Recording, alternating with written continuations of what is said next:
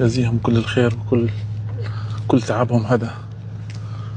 وتستاهل أكتر غزة، تستاهل أكتر. إن شاء الله ربي يسلمك يا غالي. وين أنت توا؟ إحنا على مشارف سرت. إني جاوبت لك ما فيش باس إني أجاوبكم مرة ثانية، الناس اللي يهمهم الأمر. إحنا على مشارف سرت.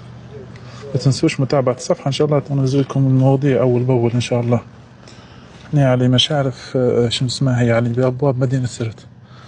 إن شاء الله ربي يسلمنا وصلنا طيبين إن شاء الله. أعتقد في مجموعة تانية قدامنا بشوية، هي النقطة واقفة.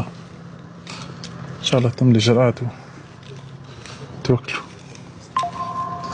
والله كان سخر رب، إحنا متوكلين لغزة، مش لغزة بحد ذاتها، يعني متوكلين يعني لتوصيل رسالة، لأن أهل غزة بحاجة لمساعدات ماسة، وأن كلامنا إحنا أفعال. وتعتبر انطلاقة هذه اللي حققت في وجهة نظري الشخصية طبعا، حققت حلبة نجاحات.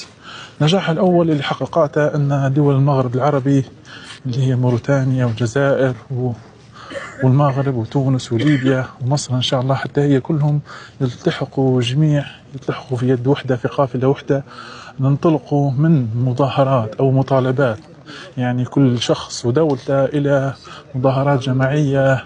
تعرفنا على بعضنا في الاجتماعات هنا، خدنا أرقام تليفونات بعضنا، توصل الجميع شنو فيه شنو ما فيه، شنو ندير وشنو ما نديروش. ممكن هذه بادرة ربما تكون صغيرة في نظر هالبناس، نقول لي كده مش هتتحرر منها.